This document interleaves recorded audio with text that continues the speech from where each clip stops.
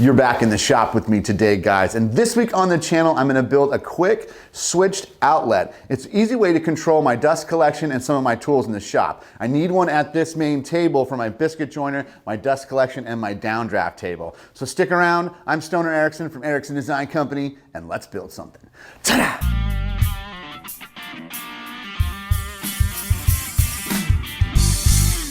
Now this one in particular, this controls my air compressor. Now I put my air compressor up in the air and ran all the hoses up out of the way so I'm not tripping over hoses, and I have compressed air at multiple spots in the shop.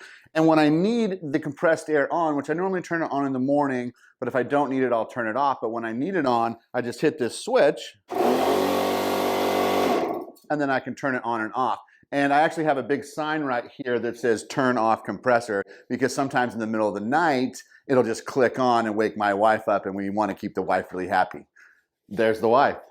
Hi. So the second one that I have is on the end of my CNC table. I have my built-in dust collection down in this cabinet, and to reach down there and turn it on every time would kind of be a pain.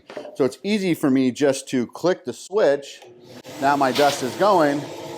I vacuum off the table and I turn off the dust collection. They're really convenient for me, and they're super cheap and easy to make. So let's do it.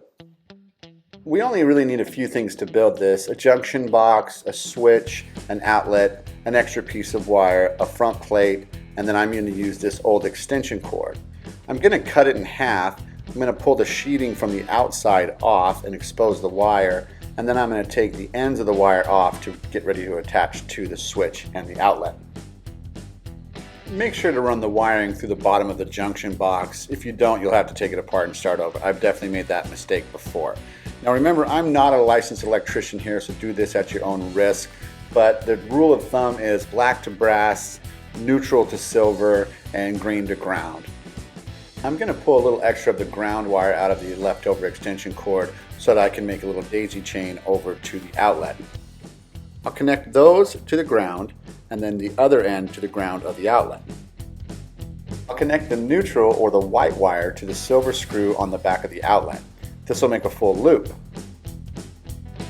Remember, if you like fun and creative videos like this, hit that subscribe button. Do it, and do it now.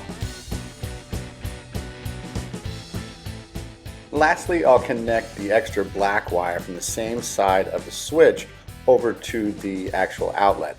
Now this is what's going to give the outlet power to turn it on and off.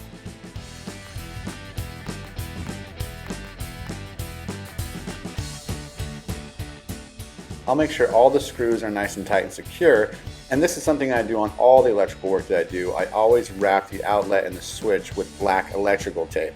This just helps in arcing and makes it a little safer when everyone else opens this up over time.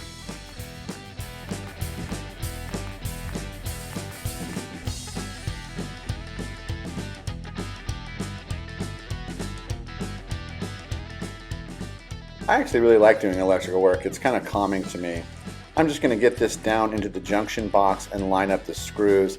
Now I use a drill here. From past experience, just use a screwdriver. I've reamed out more of these screws than I care to mention. Notice I'm using mismatched switches and outlets here. I'm just using what extra stuff I had from my electrical box.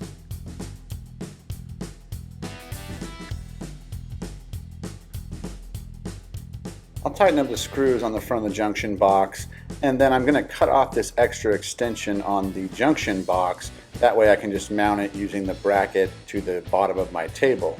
And I'll just grab some screws and I'll screw it in. Now it's a little wiggle womp out towards the end, so I'm just going to grab a 1-inch screw. Now this is 3/4 inch plywood I'm screwing into. That'll put it about 1/4 of an inch in to the box, and it won't hurt anything. I'll plug it in and we're good to go.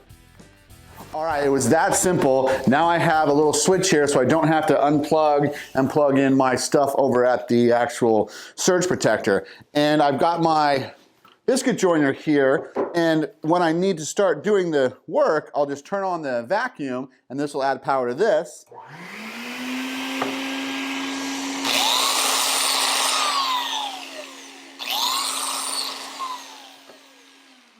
And turn it off. Other tools that I would use with this dust collector is the circular saw. It would just hook in there, turn on the power here.